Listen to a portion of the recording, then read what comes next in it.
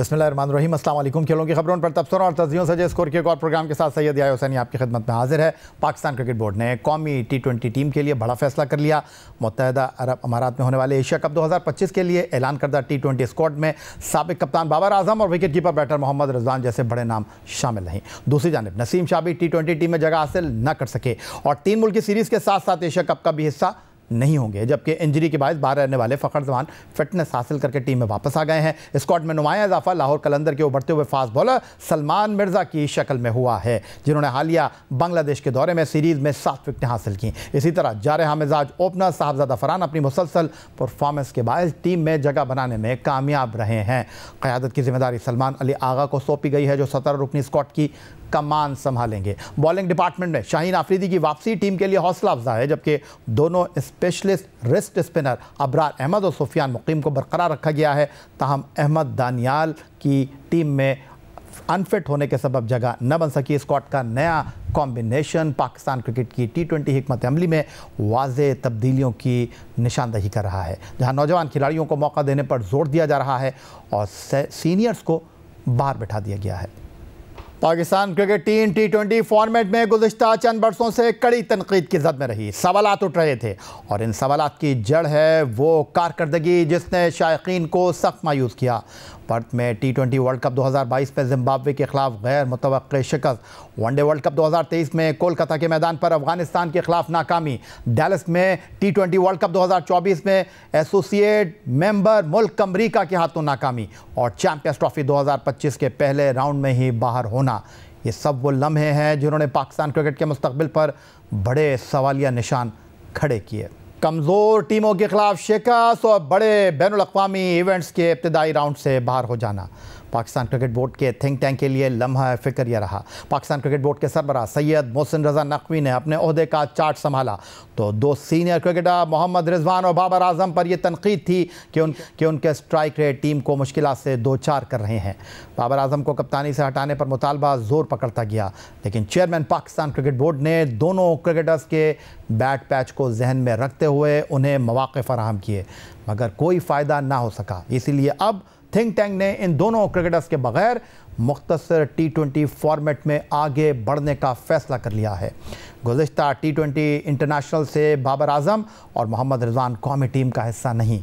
दौरे West Indies की one day series में ये सीनियर क्रिकेटर्स कौमी स्क्वाड का हिस्सा बने, लेकिन यहाँ भी वो नाकाम रहे। पहले वनडे में बाबर आजम ने 47 रन बनाए, उसके बाद अगले दोनों मुकाबलों में वो 0 पर पवेलियन लौट गए। कप्तान मोहम्मद रिजवान की कहानी भी ज़्यादा मुख्तलिफ नहीं रही। वो पहले वनडे में 53 रन बनाने में सुरखरू हुए, लेकिन फिर 16 और 0 पर पवेलियन लौट गए और पाकिस्तान को 34 साल बाद वेस्ट इंडीज़ से वनडे सीरीज़ में नाकामी का कड़वा घूंट पीना पड़ा। पाकिस्तान क्रिकेट टीम के कोच माइक हेसन ने टीम के ऐलान के वक्त मीडिया के सवाल पर कहा कि बाबर आजम को अपने स्ट्राइक को बेहतर करने की ज़रूरत है। पाकिस्तान ने आखिरी 9 मैच जीते हैं, जिसमें 1 मैच आखिरी गेंद पर हारे। I think it's very harsh to challenge a player on their form on 3 games. And Bubba played nicely in the first ODI. Missed out in the next 2, but we know what a fine player he is. There's no doubt that Bubba's been asked to improve in some areas around, taking on spin and in terms of his strike rate. Those are things that I know he's working very hard on. But at the moment, the players that we have performed exceptionally well. I mean, we talk about Sahabzada Farhan. He's played 6 games. He's had 3 man of the matches. So you want players, when they score runs, they have a huge impact on the outcome of the game in a positive way, and that's certainly what we ask. Syme's the same, Fucker's the same. So you're talking about 3 guys that we've won 6 of our last 9 games. Of the 3 that we lost 1 off the last ball. We lost 1 by a handful of runs, and we got 1 where we lost badly. So out of 8 games, we're in a position to win all 8 out of 9. So from a T20 perspective, this side is travelling quite nicely. हालिया चंद series में जब भी Pakistan T20 team का ऐलान हुआ तो मोहम्मद रिजवान और बाबर आजम से मुताल्लिक़ सवाल ज़रूर किया जाता रहा। टीम के ऐलान पर भी सिलेक्शन कमेटी के रुकन डायरेक्टर क्रिकेट आकिब जावेद से सवाल हुआ कि अब इन दोनों क्रिकेटर्स के बगैर कौमी T20 टीम का मुस्तकबिल देख रहे हैं, जिस पर आकिब जावेद ने कहा बाबर आजम और मोहम्मद रिजवान इससे पहले 3 सीरीज़ में कौमी टीम का हिस्सा न थे और साइम अयूब, फ़खर जमान और साहबजादा फरहानी टॉप ऑर्डर में बल्लेबाजी कर रहे थे। किसी खिलाड़ी को 2-3 मैचों की बुनियाद पर ज़ेरे गौर न लाने वाली बात दुरुस्त नहीं।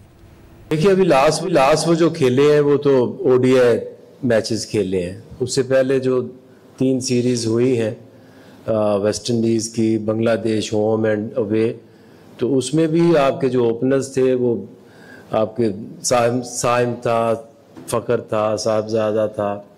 सो आई थिंक कि कोई ऐसी तो नहीं है कि 1-2 मैचेस की परफॉर्मेंस पे किसी को आप इग्नोर कर दें या किसी को कंसीडर कर लें। और ये आई नो कि ये चीज़ें काफ़ी लोगों में, मीडिया में भी चलती हैं। आप एज प्लेयर आपके डिफरेंट टाइम्स के ऊपर डिफरेंट चैलेंजेस आते हैं। एवरीवन जो भी खेलना चाह रहा है, कर रहा है, उसके लिए अपॉर्चुनिटी है। 2 चीज़ें जो T20 में हाईलाइट मैंने पहले भी की हैं, आपकी रन्स की जो एबिलिटी है, उसका strike rate according to the environment जो आपको दिया जाता है जिस फेज में खेलते हैं, दैट इज़ इम्पॉर्टेंट।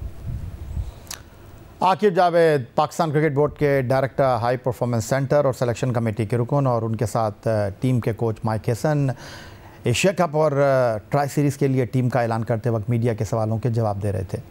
मिलते हैं एक ब्रेक के बाद।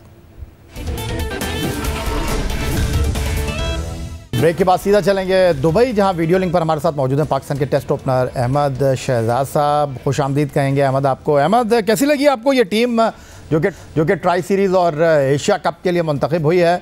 और अमूमन होता ये रहा है कि हम जब किसी बड़े टूर्नामेंट के लिए जाते हैं तो पुराने खिलाड़ियों को वापस बुलाते हैं, तो इस बार ये जो एक तासुर था, ये जो एक तरीक़ाकार था, और वो भी ख़त्म हो गया। हमने पुराने खिलाड़ियों की तरफ पलट कर नहीं देखा। पहला सवाल ये, अच्छी टीम है, ठीक है, इसका जवाब ये अच्छी टीम है, बेहतर टीम है। और पुराने खिलाड़ियों को इसलिए ज़्यादातर वापस लाया जाता था कि उनको स्केपगोट बनाया जाए, उन पे हार के सारा मलबा डाला जाए। तो आई थिंक ये बहुत ज़बरदस्त एक काम किया आकिब जावेद साहब ने कि इस दफ़ा बाबर आजम और रिजवान को स्केपगोट नहीं बनाया, बल्कि जीतने की तरफ जा रहे हैं। तो ये इनको इस चीज़ का क्रेडिट जाता है।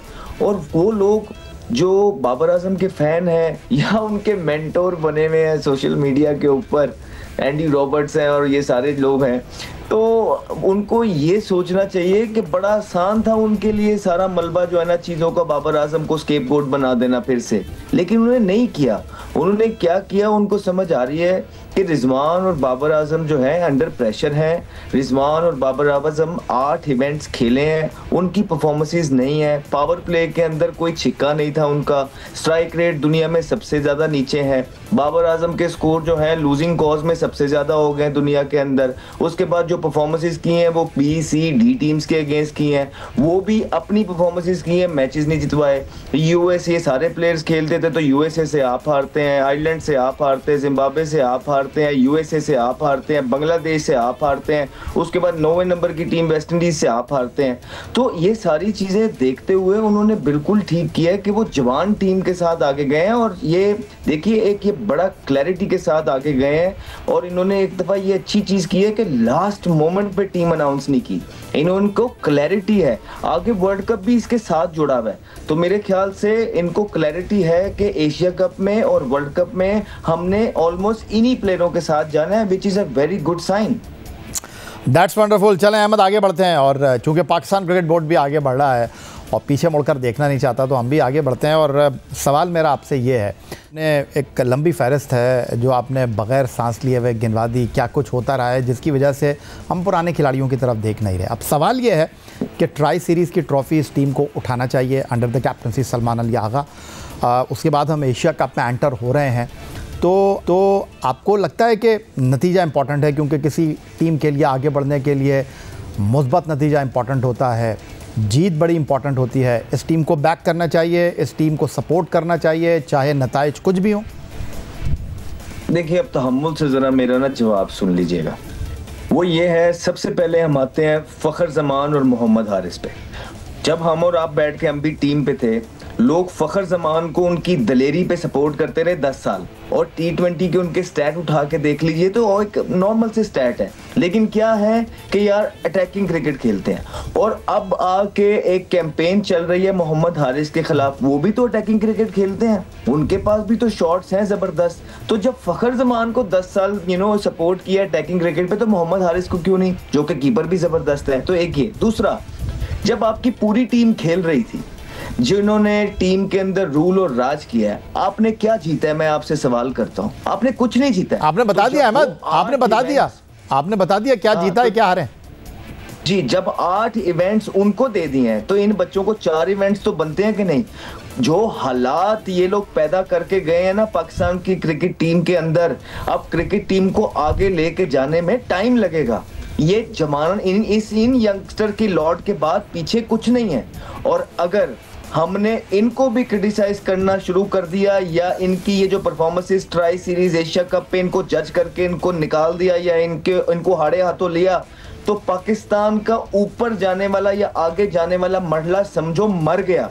ये आखिरी उम्मीद है ये लॉट। हाँ, बॉलर्स जो सीनियर हैं उन पे जरूर बात की जा सकती है, उन जो सीनियर प्लेयर्स हैं उनको जिम्मेदारी लेनी चाहिए, और अगर वो जिम्मेदारी निभाने में नाकाम होते हैं तो उन पे बात करिए जितनी करनी है। लेकिन ये जो जवान खून है, सच है, साहिबजादा फरहान, मोहम्मद हारिस, साइम अयूब और हसन नवाज, अबरार, सुफियान मुकीम, इनका ख्याल रखना है, क्योंकि इन्होंने आगे ये जो टीम है 10 साल कैरी करनी है। तो नताइज किसी भी टीम के लिए इंपॉर्टेंट होते हैं, इसमें कोई दो राय वाली बात नहीं है। लेकिन जो हालात सीनियर प्लेयर्स छोड़ के जा रहे हैं, अगर नताइज नहीं भी आते तो और पीछे कोई है नहीं, वक्त का तकाजा यही कहता है कि इन्हीं यंगस्टर्स को आगे लेके चलना और सपोर्ट करना है। ठीक हो गया अहमद, आपने आपके सीनियर बॉलर्स हारिस रऊफ और शाहीन आफरीदी की बात की। इन दोनों के पाकिस्तान के लिए बैनुल-अक़वामी T20 की सतह पर अगर मैं मैच को यकजा करता हूं तो 168 T20 बन रहे हैं हारिस रऊफ और शाहीन आफरीदी के। 3620 गेंदें हैं, 224 विकेटें हैं। तो आपको लगता है कि अब इन दोनों के लिए भी फेयर इनफ होगा, इनको भी अब साबित करना होगा, इनको भी अब जिम्मेदारी लेनी होगी? देखिए, जो बातें दूसरों के लिए हुई हैं वो इनके लिए भी हुई हैं। अभी जिस तरह आप इनकी विकेटें गिनवा रहे हैं, कल मैंने इनके दोनों के कंबाइन रन्स देख रहा था। जो इनके अगेंस्ट एक प्रोपेगेंडा है वो इनके रन्स दिखा रहा था कि दोनों को इतने ज्यादा रन्स पड़ गए हैं। कंसिस्टेंसी तो रही है ना एक इशू। अब आप देखें कि इन्होंने भी तो कोई मैचेस नहीं ना जितवाए। अगर बाबर और रिजवान ने परफॉर्मेंस नहीं की तो इन्होंने भी मैच विनिंग परफॉर्मेंसेस नहीं की है, लेकिन ये छुपते रहे हैं। ये फखर जमान जिस तरह बाबर रिजवान के पीछे छुपता रहा है, उस तरह ये प्ले बॉलर्स भी हमारे छुपते रहे हैं। अब इनका टाइम है मैच जितवाने का। भाई, आपके पर ये जो सारी इन्वेस्टमेंट हुई है वो इसलिए हुई है, पे बैक करने का टाइम है कि आप मैचेस जितवाएंगे पाकिस्तान क्रिकेट टीम को। तो अब ये फखर जमान, शाहीन शाह अफरीदी, हारिस रऊफ, इनमें सलमान अली आगा, इन्होंने पाकिस्तान को मैच जितवाना है, और ये मेक और ब्रेक टूर्नामेंट होगा इन 4-5 प्लेयर्स के लिए, आप याद रखिएगा। नहीं, बिल्कुल ठीक कहा अहमद आपने। और जहां हम बात कर रहे हैं कि ये एक मुस्बत सिलेक्शन है, एक मुतवाज़िन टीम है, लेकिन 3 ऐसे प्लेयर हैं जिनके सिलेक्शन पर बात हो रही है, और वो तो हर टीम के हवाले से बात होती है। और मैं आपके सामने उन तीनों के नाम रख देता हूँ: हुसैन तलत, मोहम्मद नवाज़ एंड हसन अली। बिल्कुल बजाय परफॉर्मेंस उनकी सामने है, लेकिन 19-20 कहीं ना कहीं सिलेक्शन में होता है। आप इनकी सिलेक्शन को कैसे डिफेंड करेंगे, या आप कहेंगे कि नहीं, एक मौका इनको दे रहे हैं, फाइन? नहीं जी, हुसैन तलत ने बड़ी जबरदस्त इनिंग खेली है, बड़े अरसे बाद कमबैक करके। आई थिंक डोमेस्टिक के मंजे हुए प्लेयर हैं, लेफ्टी खेलते हैं, स्पिनर को डोमिनेट करते हैं, जो कि मिसिंग है पाकिस्तान के मिडिल। नहीं अहमद, वो कह रहे हैं कि सवाल ये है कि अगर फ़हीम अशरफ टीम में तो फिर हुसैन तलत कैसे हो सकता है?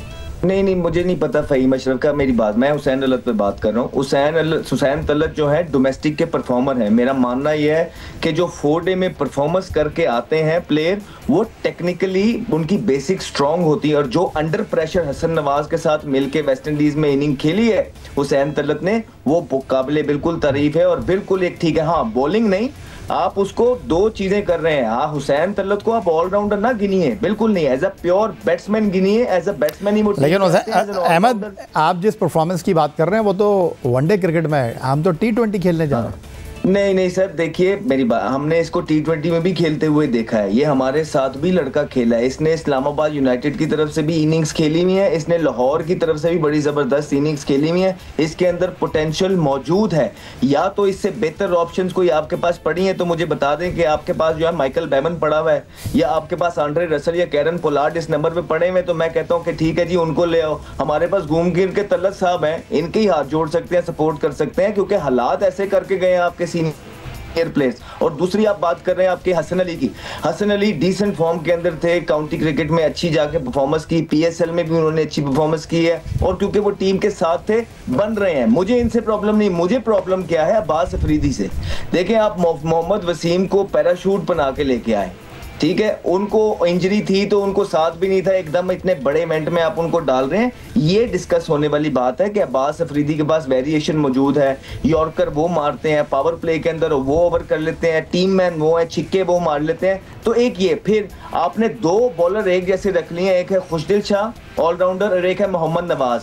ये कंसर्न है कि आप अगर खुशदिल नवाज में से एक रख के रिस्ट स्पिनर की तरफ जाते और जो भी मसले मसाइल हैं उसामा मीर के साथ किसी भी ऑफिशियल के उसको दूर रख के अगर एक लेग स्पिनर के साथ जाते तो वो मुल्क को फायदा बिल्कुल दे सकता था। और तीसरा मुझे मसला है कि आकिब जवेद साहब ने कहा है कि वो जो सलमान है लेफ्ट आर्म पर, मैंने उनको इतना ज्यादा देखा नहीं हुआ। आकिब जवेद साहब खुद फास्ट बॉलर हैं, उनको मेरे से ज्यादा पता है फास्ट बॉलिंग का, लेकिन उन्होंने प्रेस कॉन्फ्रेंस में कहा है कि बांग्लादेश की परफॉर्मेंस पे उन्हें सिलेक्ट किया है। तो याद रहे, बांग्लादेश की परफॉर्मेंस जो है फास्ट बॉलर्स के लिए वो इसलिए काउंट नहीं होनी चाहिए क्योंकि वहां पे जो मीडियम पेसर भी होते हैं वो भी परफॉर्म कर देते हैं, तो उनका सैंपल साइज बहुत छोटा है सलमान का इस एशिया कप के लिए। तो ये दो तीन चीजें हैं, लेकिन मोरलेस क्योंकि आकिब जवेद साहब खुद फास्ट बॉलर हैं, अगर उनको लगता है कि ये ठीक है बिल्कुल हमें सपोर्ट करनी चाहिए। ये दो तीन चीजें थी। जो हुसैन तलत का आपने किया मुझे उससे कंसर्न नहीं है, हसन अली का आपने किया मुझे उससे कंसर्न नहीं है। हाँ, मुझे ये है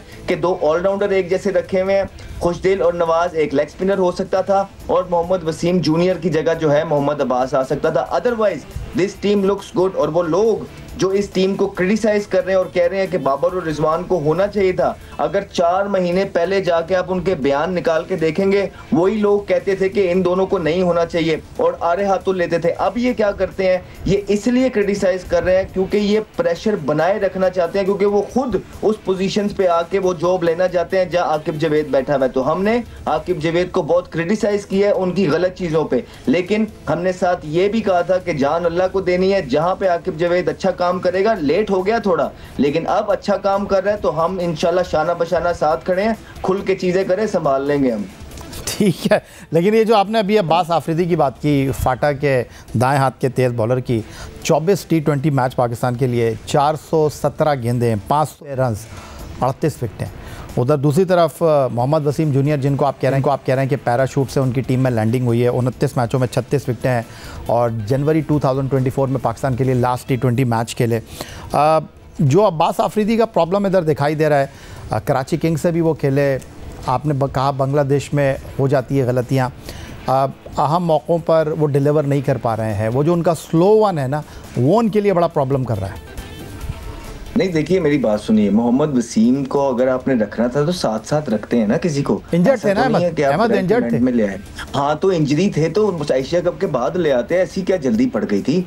मोहम्मद अब्बास ने अगर नहीं डिलीवर किया उसके अंदर PSL के अंदर, तो आपके पता नहीं कितने बल्लेबाज हैं जिन्होंने परफॉर्मेंस नहीं की। नहीं, 2 सीरीज में रखा आपने उनको, आपने 2 सीरीज में उनको टीम के साथ रखा ना, होम सीरीज में बांग्लादेश, अवे सीरीज बांग्लादेश। आप डायरेक्ट इतने इंजरी के बाद देखें किसी भी बॉलर को, अब सुन लें फिर आप लंबा लेके जा रहे हैं, किसी भी बॉलर को इंजरी के बाद जो है टाइम लगता है रिदम के अंदर आने में। बैट्समैन जरा ज्यादा जल्दी से आ जाता है, ठीक है, उसने खेलना होता है, नेट पे प्रैक्टिस करता है, नॉकिंग करता है, उसका कॉन्फिडेंस जल्दी आ जाता है। लेकिन जब कोई फास्ट बॉलर होता है, इंजरी से खेला होता है, जब तक वो प्रोफेशनल क्रिकेट नहीं खेलता वो रिदम में नहीं आता। इसलिए एडवाइस ये की जाती है, बड़े प्लेयर जो होते हैं या कोचेज होते हैं वो ये कहते हैं कि डायरेक्ट इंजरी के बाद बड़े इवेंट में फास्ट बॉलर को नहीं लेके आना चाहिए अनलेस बहुत ज्यादा मजबूरी हो और कोई भी ऑप्शन अवेलेबल ना हो, क्योंकि वो कॉन्फिडेंस पकड़ते पकड़ते 4, 6, 8 मैच लग जाते हैं और इतनी देर में आप क्वालिफाई से भी बाहर हो जाते हैं। ठीक है बहुत शुक्रिया अहमद आपका, थैंक यू वेरी मच।